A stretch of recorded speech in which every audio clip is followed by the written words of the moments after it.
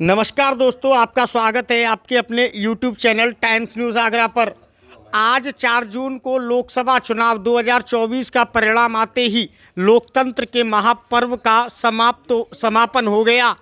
आज आगरा लोकसभा के साथ साथ फतेहपुर सीकरी लोकसभा सीट पर भाजपा ने अपना झंडा बुलंद करके भगवा लहरा दिया है।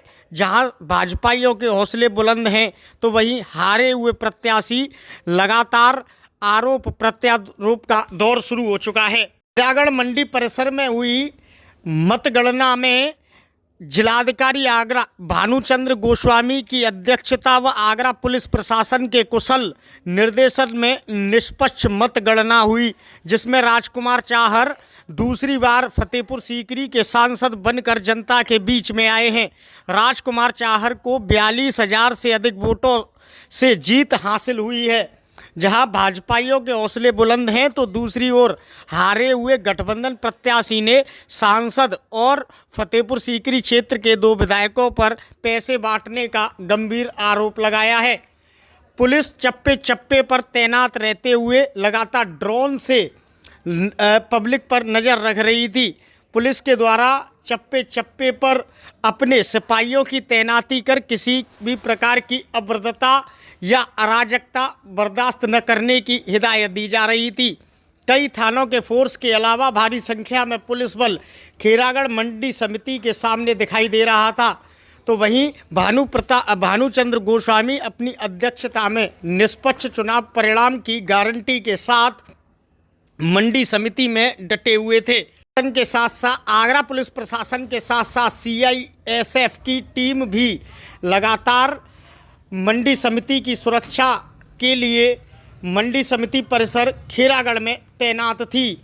जैसे ही राजकुमार चाहर फतेहपुर सीकरी के सांसद बने और उन्हें जीत का प्रमाण पत्र दिया गया, उसके बाद एक वीडियो सोशल मीडिया पर वायरल हो गया, जिसमें रामनाथ सिकरवार फतेहपुर सीकरी क्षेत्र के 2 विधायक व सांसद पर पैसे बांटने का आरोप लगाते हुए दिखाई दे रहे हैं। रामनाथ सिकरवार ने कहा है कि जनता ने उन्हें मत दिया है, वह जनता का धन्यवाद देते हैं, वह जनता के हक की लड़ाई लगातार लड़ते रहेंगे।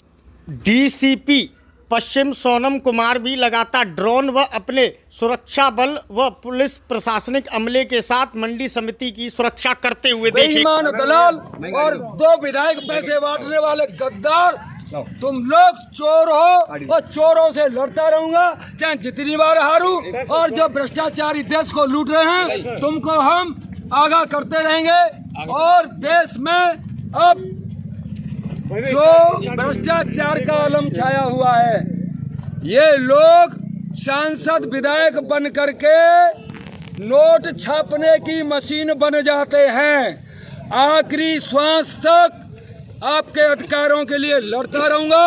कुछ बेईमान दलालों ने पैसे बांटे, गरीब जनता इनको समझ नहीं पा रही है और क्षेत्र की जनता, देश की जनता मुझसे उम्मीद रखती थी। चुनाव हार गया, कोई परवाह नहीं।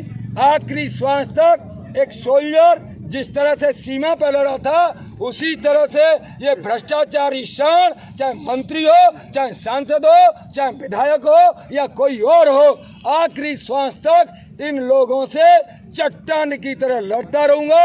और क्षेत्र की जनता ने मेरा जो साथ दिया, इनको धन्यवाद बोल के 2 शब्दों में नहीं कह सकता।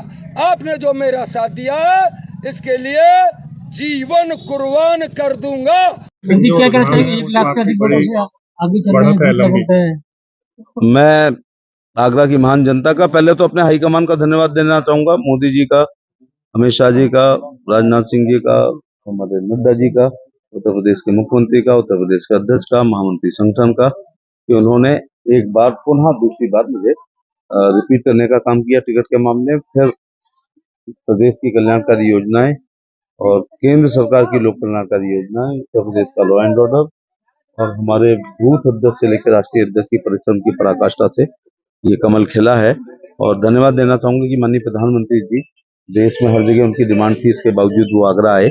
माननीय मुख्यमंत्री जी 2 बार आगरा आए, डिप्टी CM साहिबान आए। मीडिया का धन्यवाद देना चाहूंगा ये कोई भी पत्रकारिता मेरे चुनाव में नहीं हुई और आप लोगों ने पूरी तरह से सहयोग किया।